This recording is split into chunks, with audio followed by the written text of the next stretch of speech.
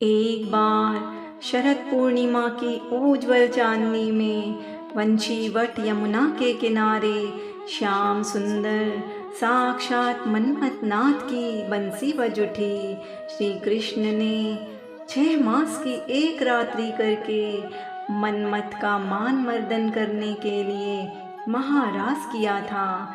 जब महारास की गूंज सारी त्रिलोकी में गई तो हमारे भोले बाबा के कानों में भी महारास की गूंज गई। मनमोहन की मीठी मुरली ने कैलाश पर विराजमान भगवान शंकर को मोह लिया। समाधि भंग हो गई। बाबा वृंदावन की ओर बावरे होकर चल पड़े। पार्वती जी भी मनाकर हार गई, किंतु त्रिपुरारी कहाँ मानने वाले थे। माता पार्वती के साथ भगवान शंकर वृंदावन के वंशीवट पर आ गए। वंशीवट जहाँ महारास हो रहा था, वहाँ गोलोक वासिनी गोपियाँ द्वार पर खड़ी थी। पार्वती जी तो महारास में अंदर प्रवेश कर गई, किंतु द्वारपालिकाओं ने महादेव जी को रोक लिया। बोली, श्रेष्ठ जनों, श्री कृष्ण के अतिरिक्त अन्य कोई पुरुष इस एकांत महारास में प्रवेश नहीं कर सकता है।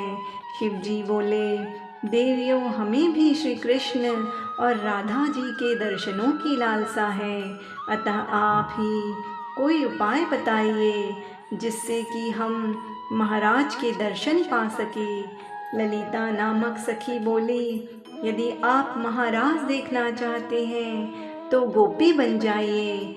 मानसरोवर में स्नान करके गोपी का रूप धारण करके महारास में प्रवेश किया जा सकता है। फिर क्या था, भगवान शिव अर्धनारीश्वर से पूरी नारी रूप बन गए। श्री यमुना जी ने 16 श्रृंगार कर दिए।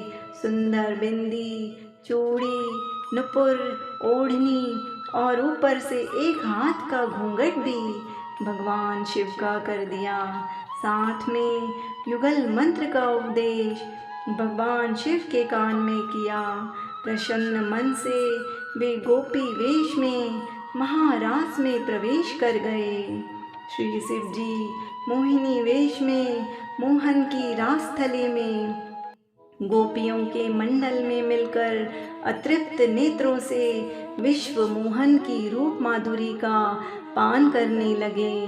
नटवर वेशधारी श्री रास बिहारी राशेश्वरी रसमयी श्री राधा जी एवं गोपियों को नृत्य एवं रास करते हुए देख नटराज भोलेनाथ भी स्वयं ताता तैया कर नाच उठे।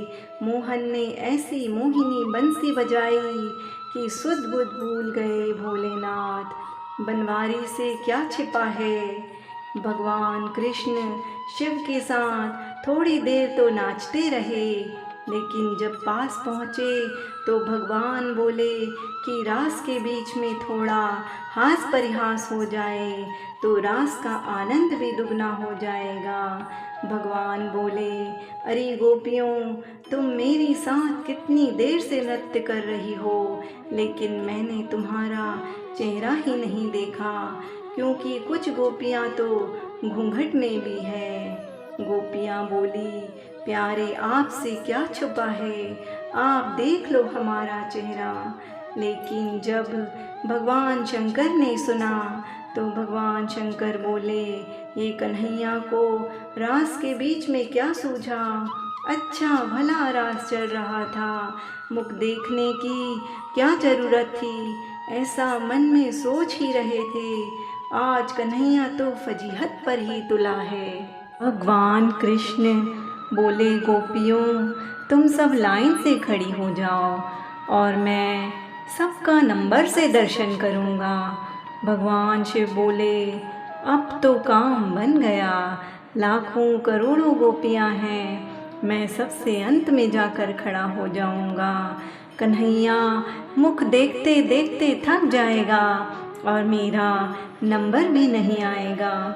सभी गोपियाँ एक लाइन में खड़ी हो गई और अंत में भगवान शिव खड़े हो गए। जो कन्हैया की दृष्टि अंत में पड़ी तो कन्हैया बोले, नंबर तो इधर से शुरू होगा। भगवान शिव बोले कि ये क्या, ये तो मेरा ही नंबर आ गया। भगवान शिव दौड़कर दूसरी ओर जाने लगे तो भगवान कृष्ण गोपियों से बोले, गोपियों, पहले तो मैं इस गोपी का दर्शन करूँगा जो मुख दिखाने में इतनी लाज कर रही है।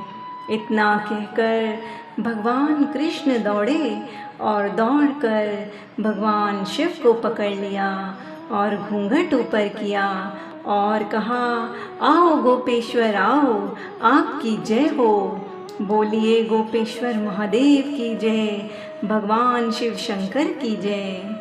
श्री राधा आदि श्री गोपेश्वर महादेव के मोहिनी गोपी रूप को देखकर आश्चर्य में पड़ गई। तब श्री कृष्ण ने कहा, राधे, यह कोई गोपी नहीं, ये तो साक्षात भगवान शंकर हैं। हमारे महाराज के दर्शन करने के लिए इन्होंने गोपी का रूप धारण किया है। तब श्री राधा कृष्ण ने हंसते हुए शिव जी से पूछा, भगवान, आपने यह गोपी का वेश क्यों बनाया है? भगवान शंकर बोले, प्रभु, आपकी यह दिव्य रास लीला, प्रेम लीला महाराज देखने के लिए मैंने गोपी का रूप धारण किया है। इसके बाद बहुत ही सुंदर महारास हुआ। भगवान कृष्ण ने कथक नृत्य किया, भगवान शिव ने तांडव किया, जिसका वर्णन अगर माँ सरस्वती भी करना चाहे तो नहीं कर सकती हैं। खूब आनंद आया। भगवान कृष्ण ने ब्रह्मा की एक रात्रि ले ली, लेकिन गोपियाँ इसे समझ नहीं पाई। केवल अपनी गोपियों के प्रेम के कारण ही कृष्ण ने रात्रि को बढ़ाकर इतना दीर्घ कर दिया। भगवान श्री कृष्ण ने तथास्तु कहकर कालिंदी के निकट निकुंज के पास बंसी वट के सम्मुख भगवान महादेव को गोपेश्वर महादेव के नाम से स्थापित कर विराजमान कर दिया।